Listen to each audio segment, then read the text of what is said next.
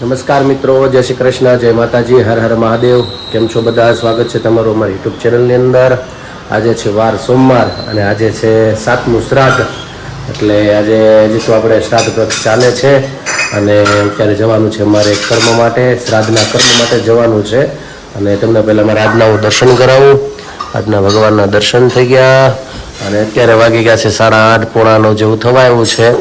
અને આ બાજુ જો નાસ્તાની તૈયારી, નાસ્તો કરી લઈ પછી નીકળવાના છીએ.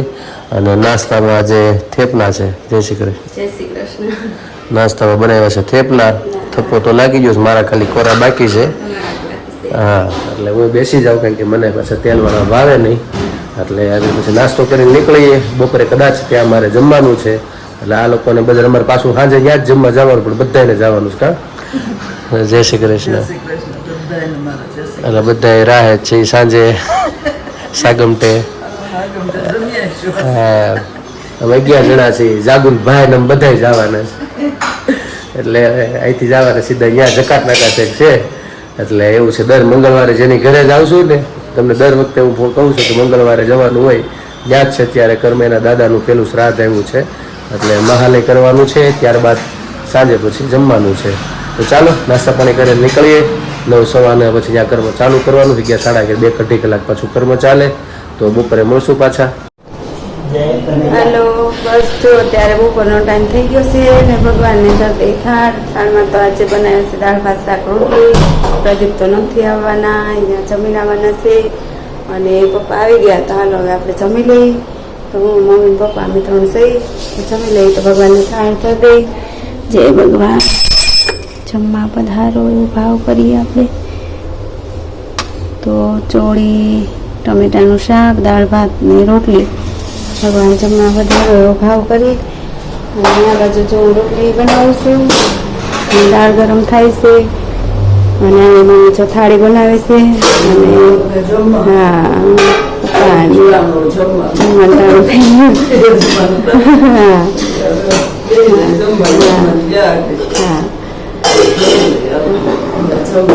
હાલો. હા, તો રોટલી તો બની ગઈ, પૂરતી છે થોડી.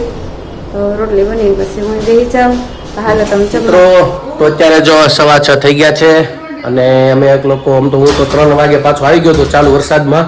ગરમી અત્યારે હદ બારી પડે છે અત્યારે 2 દિવસથી. એટલે આજે અમુક છાંટા જેવું પડી ગયું ગરમીના લીધે. વરસાદ હતો 3-4 વાગે, એટલે પલળતો ઘેરે આવ્યો. અને અત્યારે પાછા અમે લોકો જાય છીએ જમવા ત્યાં જકાત નાકા. એટલે ત્યાં જમવાનું છે. જો મારા ફઈ આવ્યા છે ને ફુવાન મારા પપ્પાની બે નીકળી ગયા 2 વ્હીલ લઈને. અને અમે લોકો બધા જઈએ છીએ, તૈયાર થઈ ગયા છે જાગો. હા, ચાલો જમવા અમે જાતા અને મળી ત્યાં જઈને. ત્યાંથી હજી જાગુના ભાઈની લોકો બે આવવાના છે અને બીજા 1-2 દાદા બે એ આવવાના ત્યાંથી. અને અમે લોકો આમ ટોટલ તો 11 થઈ જાવ આસ્થાને ગણતરી કરીને. કા 11 જણા છે. હા, એટલે 11 નો આંકડો છે. એટલે આસ્થા 11મી થાય છે બધામાં આવતી નાની. એટલે એવું છે. તો ચાલો અમે લોકો જાતા આવીને પછી મળીશું. ને ત્યાં જો શક્ય બનશે તો 1 જગ્યાએ 2 જગ્યાએ જવાનું છે, તો ત્યાં પણ જશું. તો પણ આપણે ત્યાં પણ બધા સાથે વાતચીત કરશું. ચાલો નીકળવું ને. હા, ઓલું ગેસનું બધું ચેક કરી લેજો. બંધ છે ને? હા, ગેસનું ખાસ જોવું પડે એમાં. બારી જોઈ લેવું કારણ કે વરસાદનું કાંઈ નક્કી નહીં. કા હા હા, ચાલો.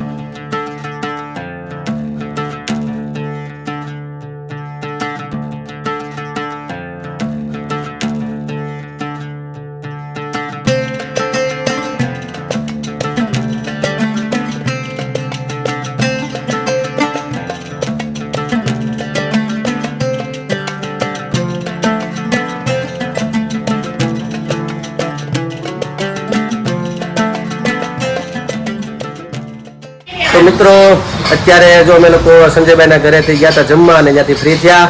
અને એ જ સોસાયટીમાં અમારા ગામના કયો કે ઘર કયો એવા અમારા ગામના છે. જો ભરત કાકા અમારા કાકા થાય અને એમના ઘરે આવ્યા છે બેસવા. અમારા કાકી છે અને એમની દીકરી, એટલે અમારે બોવડીના જ છે અને કેટલા સમય દોઢ વર્ષ પછી બેહવા આવ્યા છે, એટલે બધા જો બેઠા છે અને અમારા ગામના ભાઈ મનુ કાકાના દીકરા છે બધા. હા, અને ઘણો સમય થઈ ગયો કા મળ્યા ને અને આવ્યા તમે રાજી બહુ એ ને રાજી છે, અમે રાજી છે. કેરેટ નક્કી કરીને જ નીકળ્યા હતા કે જવાનું જ છે, આમ આવતા રહે તો મજા આવે. ખબર પડે એમ. ના, નો જ જવાય ને.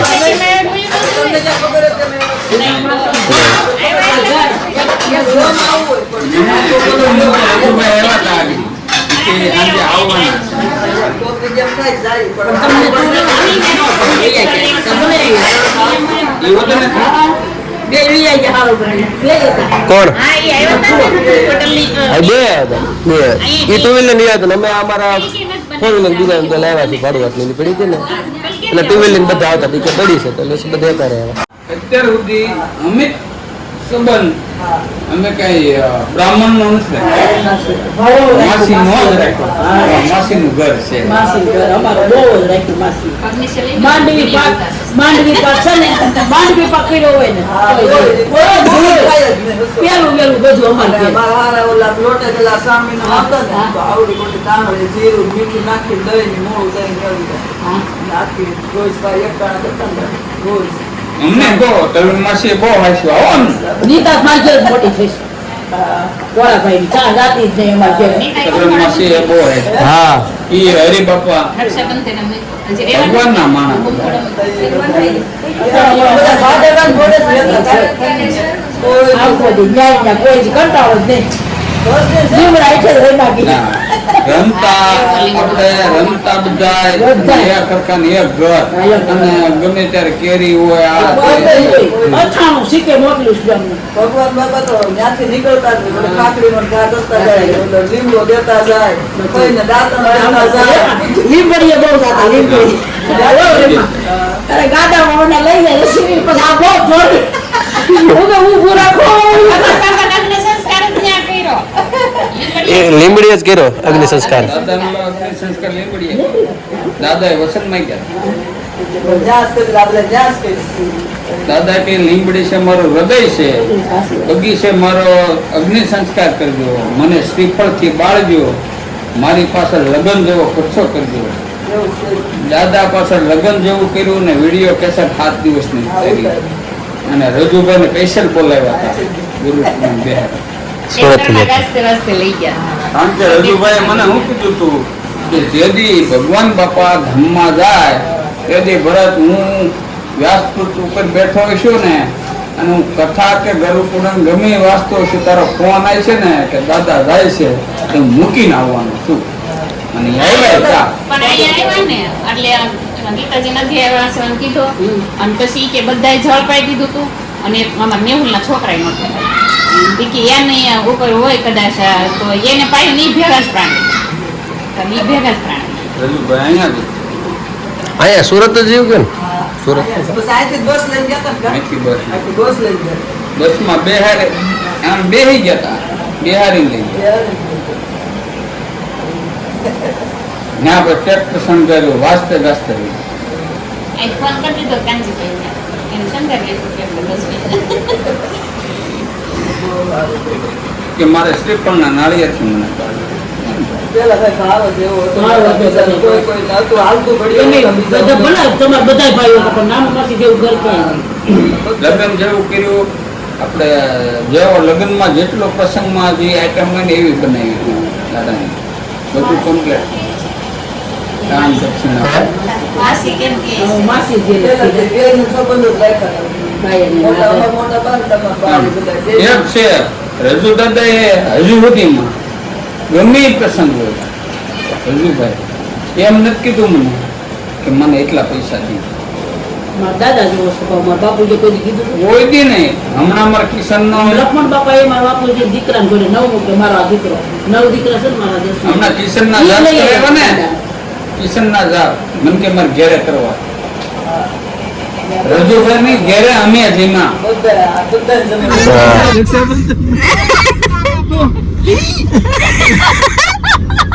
મારો પ્રદીપ ઉતાવળ કરે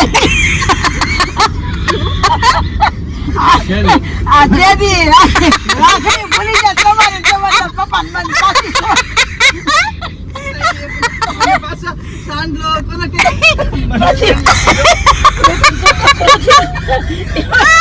પછી છોકરા રે સાંડલો કેવા વગી ના રે મારી રાખડી કાકી મારા ફ્રેન્ડ ના તમારે બધું અમને પાછી તો ખુશી જાગુ બેન બધું બોલ જાય અને બધા રાખડી ઈ જાત આપણે ઘર ની નતું ભાઈ આવી પેલા તો પ્રદીપ કામ ને ગીતા તને ઉસે કરે આ રાખડી મારી નથી પછી શું છે કે આ રાખડી મેં તમાર પ્રદીપ ને કરી પથારી કામરે જાવ બસ રસુભાઈ કેતા ભાભી જવાય બાંધે નહીં ભાભી રાખડી લાવી છે ને ગાઈ એનો તો દર્દી હોય બંધ રાખડી કે મારી રાખડી તમારી આ તો આપણે ઘેર લીધી તમે મારી રાખડી લાવી હું પૂજા કરતો ને મને યાદ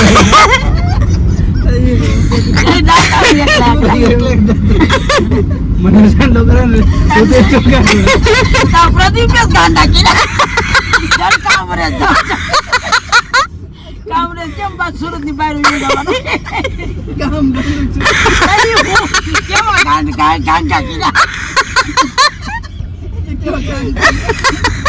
કોઈ ઓલા જઈને એને ઉતાર એને હારમાં જવાનું એનો કોકો ગોડા કામરે જાવ એમાં તમારું બધું હાવ વિખાઈ ગયું પછી બધું પૂરું થઈ ગયું પછી જાગવા આમ કે આ રાખડી સેલા કોથળી લેતા કે તમે કે બધું મેં તો પ્યાંડા છે આમાં જાગો ભેગું બધું મોડું નહીં જાગવું ના ગાડી બેહારી વિજાવો જાગવું હું ઠર આ ગાલો કામરે જાવ અને કામરે ની બળી તરા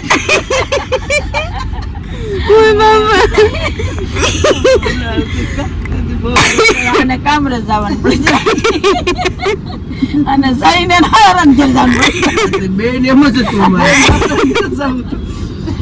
અને અંકિત મારે ઘેર જ મારા દુકાને બેઠો મારે એક ઉપાધિ નથી પણ તો મારું ખોવાઈ ગયું એટલે કહું એ તો અંકિત નથી બેઠો પણ આ બેન છેલ્લે શરબત દીધું કે બોલા ઓલા દીધું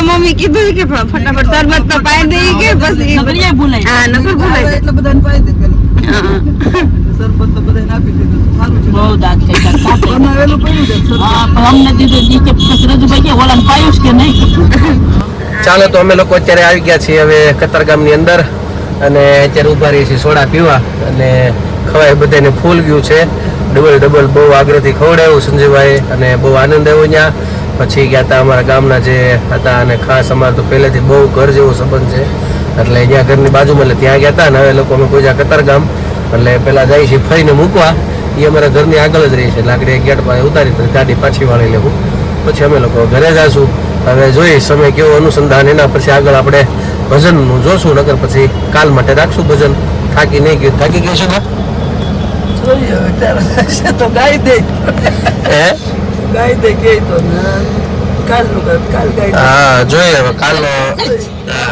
હાલો ફેર ગાવા પાછા તમે કાલ બે ગાય હા એટલે જો આનંદ કરતા કરતા ઘેરે પહોંચી ગયા આજે રક્ષાબંધનની બધી વાતો હાલે છે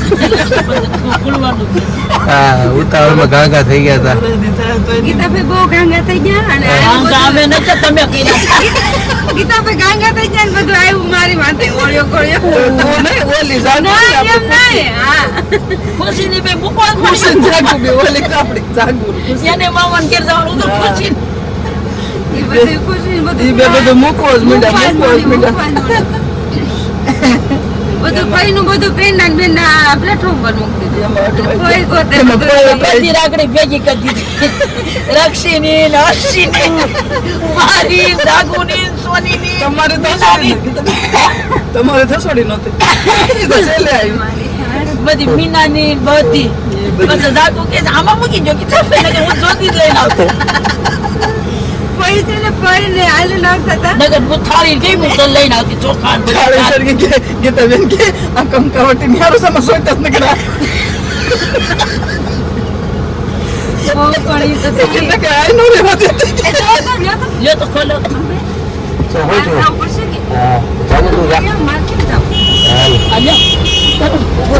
આવે છે ચાલો સોડા આવી ગઈ છે અને ચાલો સોડા પીવા આ બાજુ દરવાજો ન ખોલતી જાતે